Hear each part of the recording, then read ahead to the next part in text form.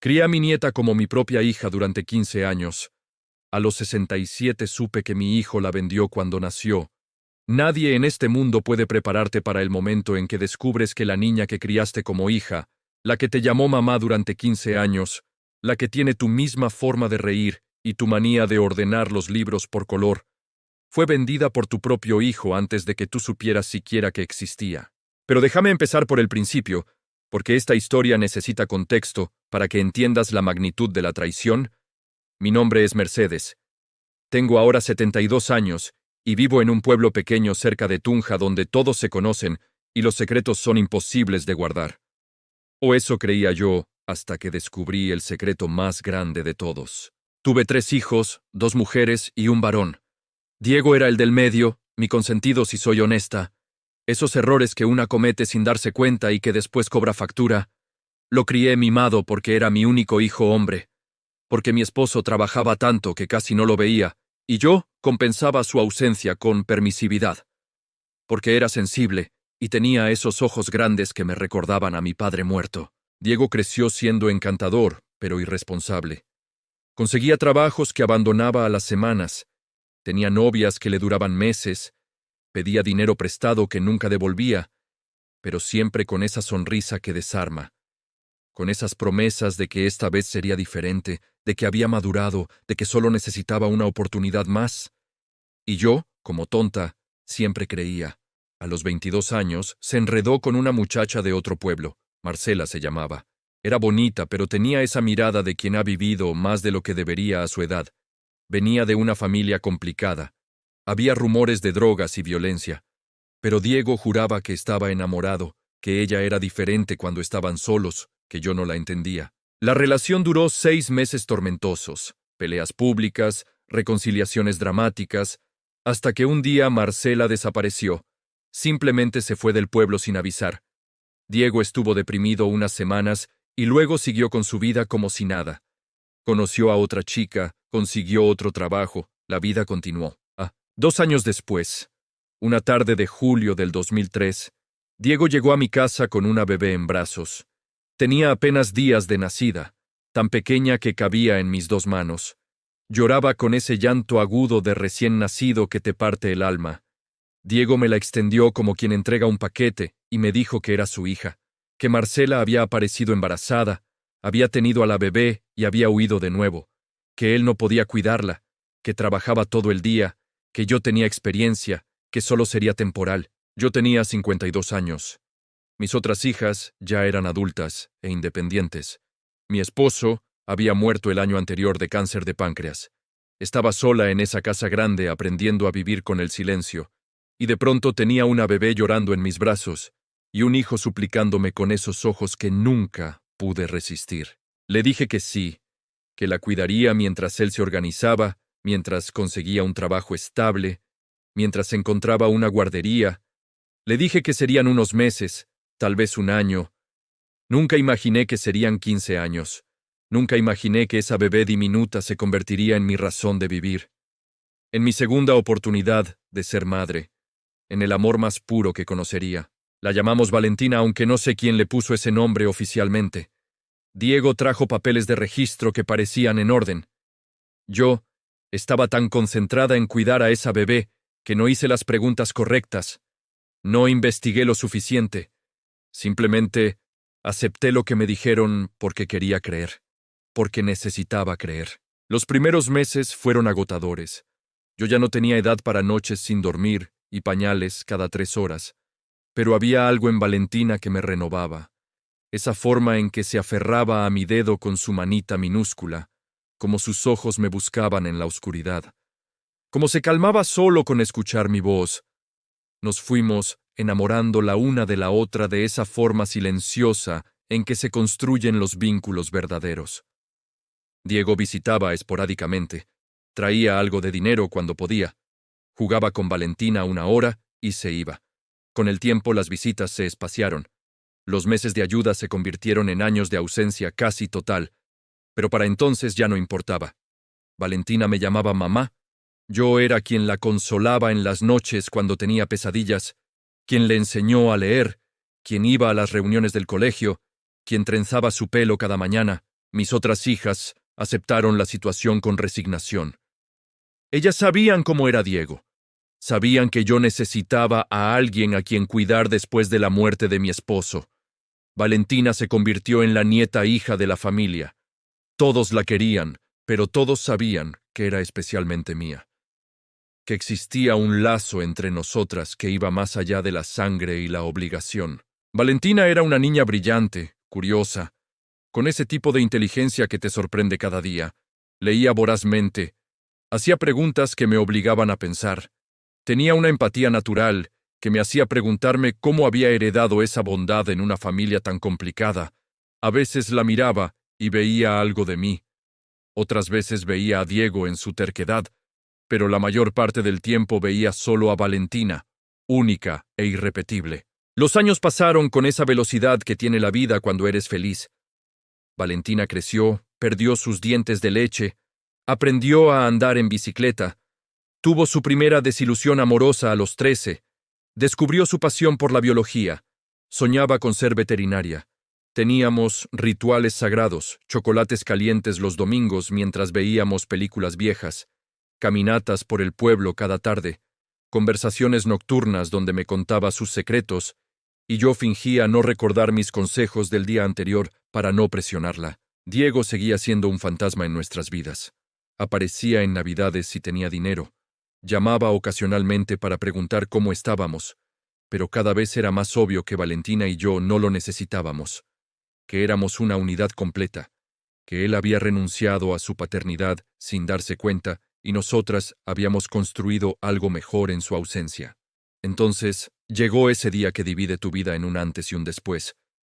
Valentina tenía 15 años, estábamos tramitando su cédula de ciudadanía para que pudiera presentarse a un concurso nacional de ciencias. Necesitábamos documentos originales, certificado de nacimiento completo. Cuando lo recibimos, algo no cuadraba. Las fechas estaban mal. El lugar de nacimiento no coincidía con lo que Diego nos había dicho. El nombre de la madre era diferente. Fui a la registraduría pensando que había un error administrativo. Esas cosas pasan. Pero la funcionaria me miró con una expresión extraña cuando revisó el sistema. Me preguntó si yo era la abuela, le dije que sí, me pidió que esperara, salió y regresó con su supervisora. Me llevaron a una oficina privada, y ahí, en ese cuarto pequeño con olor a café viejo y papeles antiguos, me destruyeron la vida. Resulta que Valentina no era hija de Diego y Marcela. Su certificado de nacimiento había sido falsificado. Había un caso abierto desde hacía 15 años por una bebé robada de un hospital en Bogotá.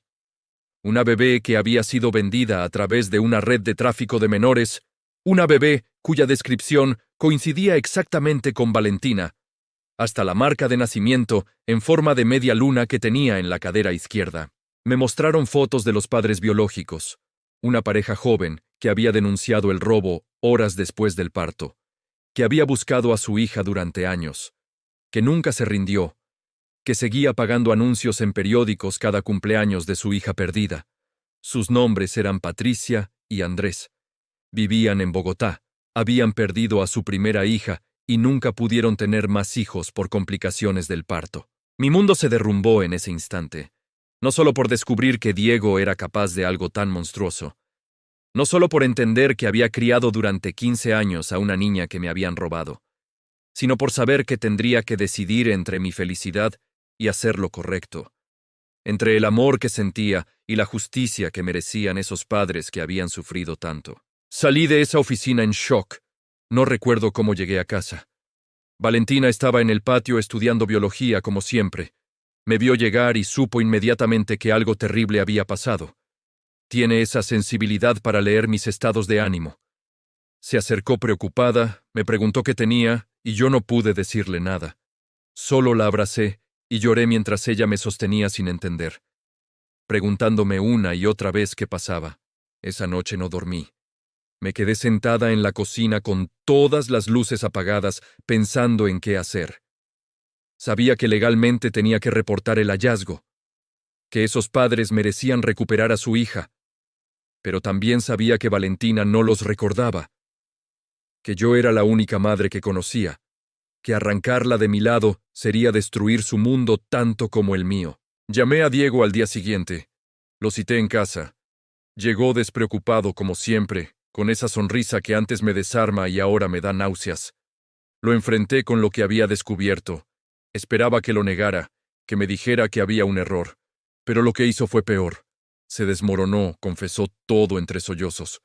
Me contó que había conocido a un hombre en un bar, que le ofrecieron dinero por conseguir una bebé, que estaba desesperado por deudas de drogas, que pensó que nadie se enteraría, que cuando me la trajo a mí, pensó que estaba haciendo algo bueno, dándole una familia, salvándola de algo peor. Le pegué. Nunca había golpeado a mis hijos, pero en ese momento mi mano se movió sola. Le pegué una vez, 2 veces, hasta que él cayó al piso cubriéndose la cara. Le grité cosas que no recuerdo. Lo llamé monstruo, criminal. Le dije que dejara de ser mi hijo en ese instante, que nunca más volviera a acercarse a Valentina ni a mí. Lo saqué de mi casa, literalmente empujándolo, y cerré la puerta sabiendo que había perdido no solo a mi hijo, sino la ilusión de quién había sido siempre. Entonces vino la parte más difícil. Tenía que decírselo a Valentina. Ella tenía derecho a saber la verdad. Pero ¿cómo le explicas a una adolescente de 15 años que toda su vida ha sido una mentira, que su papá la vendió, que la mujer que la crió no es su abuela, sino una desconocida que recibió mercancía robada sin saberlo, que en algún lugar hay otros padres que la están buscando? Esperé al fin de semana, preparé su comida favorita, nos sentamos en el patio donde tantas conversaciones habíamos tenido. Le tomé las manos y le conté todo. Cada palabra me destrozaba. Verla procesar la información fue como verla envejecer 10 años en 10 minutos. Pasó por shock, negación, enojo, lágrimas. Me preguntó si la dejaría ir, si ya no la quería, si esto cambiaba algo entre nosotras. Le dije la verdad, que la amaba más que a mi vida, que estos 15 años habían sido los mejores de mi existencia, que ella era mi hija en todos los sentidos que importaban, pero que también había 2 personas que la habían buscado durante 15 años, que merecían conocerla, que tenía que decidir qué quería hacer, que yo respetaría su decisión aunque me matara. Valentina lloró durante horas en mis brazos. Me preguntó por qué la vida era tan injusta, por qué tenía que elegir, por qué no podía simplemente quedarse conmigo y olvidar todo esto. Yo no tenía respuestas. Solo la sostuve mientras su mundo se hacía pedazos, maldiciéndome por no haber investigado más 15 años atrás, por haber sido tan ingenua, por haber creído en Diego cuando todas las señales decían que no debía hacerlo. Los siguientes meses fueron un proceso legal interminable. Patricia y Andrés fueron contactados, vinieron al pueblo. Fue el encuentro más doloroso que he presenciado. Ver a esa mujer llorar frente a Valentina, tocándole la cara como si fuera un espejismo, diciéndole que había soñado con este momento cada noche durante 15 años, y ver a Valentina retroceder, aferrándose a mí, sin reconocer a esa mujer que técnicamente era su madre. Pero aquí es donde la historia toma un giro que nadie esperaba. Patricia y Andrés no eran lo que yo imaginaba. No eran personas que venían a arrebatarme a Valentina con rabia y resentimiento. Eran personas rotas que solo querían recuperar un pedazo de lo que habían perdido. Cuando vieron el lazo entre Valentina y yo, cuando entendieron que separarnos sería destrozar a su hija una segunda vez, propusieron algo inesperado. Sugirieron que Valentina siguiera viviendo conmigo durante la semana porque era su último año de colegio, y cambiarla de escuela sería traumático, pero que los fines de semana fuera a Bogotá para conocerlos, para construir una relación lenta, para que decidiera por sí misma cómo quería manejar esto. Dijeron que no querían quitarme a mi hija, que querían añadir, no reemplazar, que había espacio para todos en el corazón de Valentina. Eso fue hace 5 años, ahora Valentina tiene 20. Estudia veterinaria en Bogotá. Vive con Patricia y Andrés durante la semana. Viene a verme los fines de semana largos. Me llama mamá Mercedes para diferenciarme de Patricia. Pero el amor en su voz es el mismo. Patricia y yo nos hemos convertido en algo parecido a amigas, unidas por esta niña que ambas amamos de formas diferentes pero igualmente válidas. Diego está en la cárcel.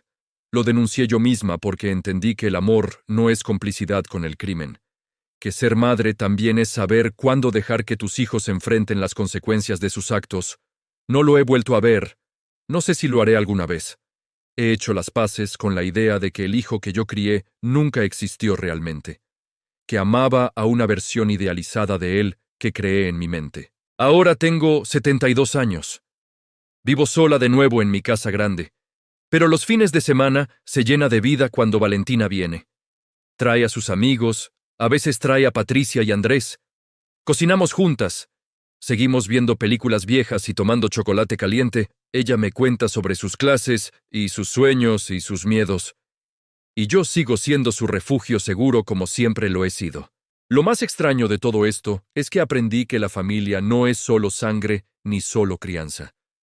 Es una combinación compleja de amor, tiempo, decisiones y a veces circunstancias que no elegimos, pero que moldeamos con nuestras acciones.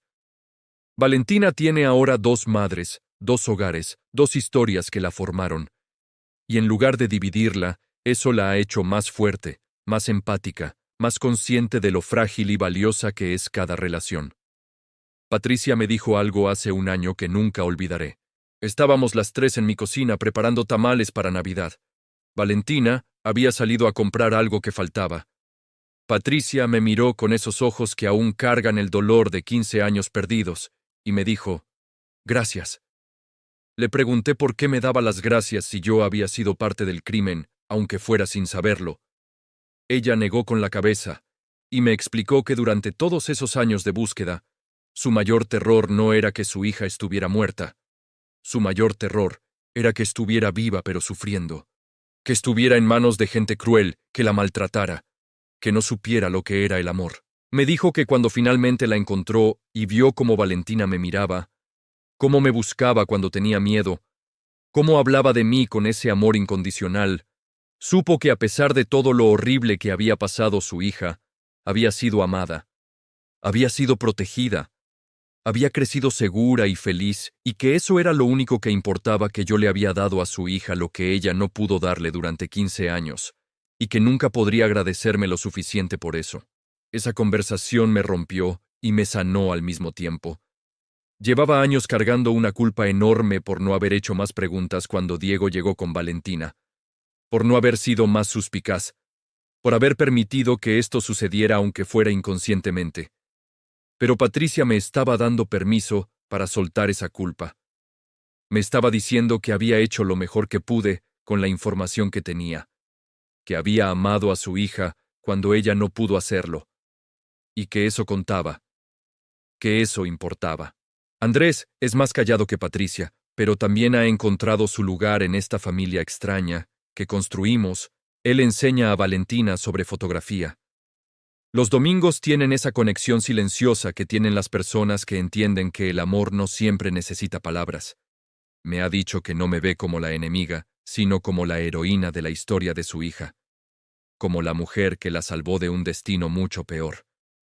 Y Valentina, mi Valentina, ha crecido para convertirse en una mujer extraordinaria, estudia con esa pasión que siempre tuvo, trabaja medio tiempo en una clínica veterinaria. Tiene un novio que la trata con el respeto que merece. Habla abiertamente sobre su historia en terapia. En lugar de dejar que la defina, ha decidido usarla como motivación para ayudar a otros. Quiere especializarse en terapia asistida con animales para niños traumatizados. Dice que, si ella pudo sanar de todo esto, entonces puede ayudar a otros niños a sanar también. Pero no todo ha sido fácil. Hubo momentos oscuros que no puedo omitir porque serían mentira. Valentina pasó por una fase a los 17 donde me culpaba por todo. Donde decía que debía haber sabido. Que cualquier persona normal hubiera sospechado. Que había sido egoísta al quedarme con ella, sabiendo que algo no cuadraba. Gritaba que había perdido 15 años con sus verdaderos padres por mi culpa. Que nunca podría recuperar ese tiempo. Esos ataques me destrozaban, pero los acepté porque entendía que necesitaba un lugar donde descargar su rabia, y yo era el lugar más seguro. Sabía que podía gritarme y lastimarme, y yo seguiría ahí. Seguiría amándola. Seguiría siendo su refugio cuando la tormenta pasara. Y eventualmente pasó. Eventualmente entendió que la vida no es blanco y negro, que podía estar enojada por lo que pasó, pero también agradecida por el amor que recibió, que ambas cosas podían ser verdad al mismo tiempo. Patricia también tuvo sus momentos, Hubo ocasiones en las que su dolor se transformaba en celos cuando veía cómo Valentina me buscaba. Primero, cuando estaba triste, cómo mis consejos pesaban más que los suyos, cómo ciertos rituales eran solo nuestros y ella no tenía acceso. Tuvimos conversaciones difíciles, donde lloramos juntas, donde ella admitía que sabía que era irracional, pero no podía evitar sentirse excluida de pedazos de la vida de su propia hija. Le decía que entendía, que si yo estuviera en su lugar, sentiría exactamente lo mismo, que no había respuestas fáciles, que estábamos todas navegando territorio desconocido, que lo único que podíamos hacer era seguir intentando, seguir comunicándonos, seguir amando a Valentina de la mejor forma que supiéramos. Eventualmente encontramos nuestro equilibrio. Aprendimos a respetarnos los espacios de cada una, a celebrar lo que cada una aportaba a la vida de Valentina, en lugar de competir. Andrés fue quien sugirió la terapia familiar. Al principio me resistí, porque vengo de una generación donde esas cosas no se hacían, donde los problemas se guardaban y se superaban en silencio. Pero Valentina insistió, y finalmente acepté. Fueron las sesiones más difíciles y más liberadoras de mi vida. Hablar abiertamente sobre mis miedos, mis culpas, mi dolor por haber perdido a Diego, mi terror de perder también a Valentina. La terapeuta nos ayudó a entender que nuestra situación no tenía precedentes claros, que no había un manual para esto, que tendríamos que escribir nuestras propias reglas. Nos enseñó a comunicarnos sin atacar, a validar los sentimientos de cada uno sin tratar de arreglarlos, a aceptar que algunas heridas nunca sanarían completamente, pero podíamos aprender a vivir con ellas. Diego escribió desde la cárcel hace 2 años una carta larga donde pedía perdón, donde explicaba que había estado en terapia, que entendía la magnitud de lo que había hecho, que no esperaba que lo perdonáramos, pero quería que supiéramos que estaba trabajando en ser mejor persona. La carta me hizo llorar durante días, no de tristeza, sino de rabia, porque cómo se atrevía a pedir perdón, cómo esperaba que unas palabras bonitas en papel borraran el daño que había causado. Valentina leyó la carta y me preguntó si yo quería responder. Le dije que no sabía. Me preguntó si ella debería responder. Le dije que esa decisión solo podía tomarla ella. Finalmente escribió una carta corta, donde le decía que no lo perdonaba, que probablemente nunca lo perdonaría, pero que tampoco lo odiaba, que había decidido no dejar que sus acciones definieran su vida, que él había perdido el privilegio de ser parte de su familia, pero ella esperaba que encontrara paz de alguna forma. Yo nunca respondí. Guardé la carta en un cajón. Y ahí sigue. A veces la leo cuando me siento especialmente masoquista, cuando necesito recordar por qué tomé las decisiones que tomé, por qué denuncié a mi propio hijo, por qué elegí la verdad sobre la comodidad. La carta me recuerda que hice lo correcto, aunque doliera, que el amor verdadero a veces significa tomar decisiones imposibles. Mis otras hijas han sido un pilar fundamental en todo esto. Al principio estaban furiosas con Diego, querían matarlo ellas mismas, pero gradualmente entendieron que yo necesitaba procesarlo a mi manera, que no querían que eligiera entre ellos y Valentina. Valentina las llama tías. Tiene con ellas una relación hermosa de hermanas mayores que la cuidan y la aconsejan. Ellas me ayudaron económicamente cuando los gastos legales nos estaban ahogando. Me sostuvieron emocionalmente cuando sentía que no podía más. El pueblo reaccionó de formas mixtas. Algunos me veían como una víctima inocente. Otros susurraban que debía haber sabido, que algo tan grande no se oculta sin complicidad. Hubo momentos en que consideré mudarme, empezar de nuevo en otro lugar donde nadie conociera mi historia. Pero Valentina me convenció de quedarme. Me dijo que huir sería darle poder a la vergüenza, que nuestra historia no era algo de qué avergonzarse, sino algo que sobrevivimos con dignidad. Ahora cuando camino por el pueblo, la gente me saluda con respeto, algunos con lástima, pero ya no me importa. He aprendido que no puedo controlar lo que otros piensan de mí. Solo puedo controlar cómo vivo mi verdad, cómo trato a las personas que amo, cómo enfrento cada día sabiendo que hice todo lo que pude con lo que tenía. Valentina viene este fin de semana, va a traer a Patricia y Andrés, porque quiere hacer una cena especial. Va a anunciar que la aceptaron en un programa de posgrado en España. Se va por 2 años. Estoy devastada. Pero también increíblemente orgullosa. Le he enseñado que el amor no es posesión, que dejar ir a quien amas para que persiga sus sueños es la forma más pura de amor. Ahora tengo que vivir según esas palabras, aunque me duela el alma. Patricia está igual de devastada que yo. Nos hemos estado llamando por teléfono llorando juntas, riéndonos de lo ridículas que somos. 2 madres que finalmente recuperaron a su hija solo para verla irse al otro lado del océano. Pero ambas sabemos que esto es lo correcto. Que Valentina necesita espacio para descubrir quién es fuera de esta historia complicada, lejos de las sombras de su pasado. ¿Y sabes qué es lo más hermoso de todo? Cuando le pregunté a Valentina dónde consideraba su hogar, esperando que dijera Bogotá, porque ahí está su futuro y sus padres biológicos, me miró con esa sonrisa que me derrite y me dijo que su hogar no era un lugar, sino 3 personas, Patricia, Andrés y yo, que llevaba su hogar en el corazón y por eso podía irse a España sin miedo, porque sabía que siempre tendría un lugar a donde volver. 3 lugares, de hecho. 3 familias que la amarían sin importar qué. Entonces te pregunto ahora, a ti que me has escuchado hasta aquí, si enfrentada con la verdad más dolorosa de tu vida, tomarías la decisión que destruye tu felicidad, pero restaura la de otros. Si serías capaz de amar a alguien tanto como para compartirla, cuando todo en ti grita que la mantengas solo para ti. Si entenderías que algunas veces el amor más grande no es el que posee, sino el que libera. El que acepta que la vida es más complicada que villanos y héroes, que puedes ser víctima y beneficiaria al mismo tiempo, que puedes perder y ganar en la misma historia.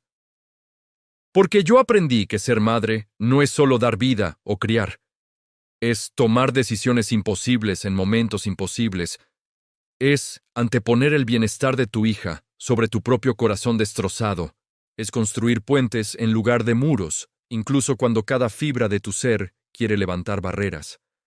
Es entender que el amor verdadero se multiplica en lugar de dividirse, que Valentina no me ama menos por amar también a Patricia y Andrés, que mi lugar en su vida no se hizo más pequeño, simplemente su corazón se hizo más grande para incluir a más personas. Y al final del día, cuando apago las luces de mi casa, que pronto estará vacía durante 2 años, cuando me acuesto sola en mi cama y veo las fotos de Valentina en cada etapa de su vida, en mi mesita de noche, desde esa bebé diminuta hasta la mujer extraordinaria en que se ha convertido, me pregunto si lo volvería a hacer, si sabiendo todo el dolor que vendría aceptaría de nuevo a esa bebé en mis brazos. Y la respuesta siempre es sí, 1000 veces sí, porque estos 15 años, con todo su dolor y complejidad, han sido el regalo más grande de mi vida, porque Valentina me salvó tanto como yo la salvé a ella, porque a veces las historias más rotas crean las familias más hermosas, y porque aprendí que el amor verdadero no es el que se aferra, sino el que se adapta, el que perdura a través de verdades devastadoras y decisiones imposibles, el que sobrevive cuando todo indica que debería morir. Si esta historia removió algo en ti, si te hizo cuestionar tus propias definiciones de familia y amor, si te recordó que la vida raramente es simple, pero siempre vale la pena vivirla con honestidad y valentía, te invito a que te suscribas para escuchar más historias de mujeres reales, enfrentando dilemas imposibles y encontrando la fuerza para seguir adelante, porque todas llevamos batallas invisibles, y compartirlas nos recuerda que no estamos solas.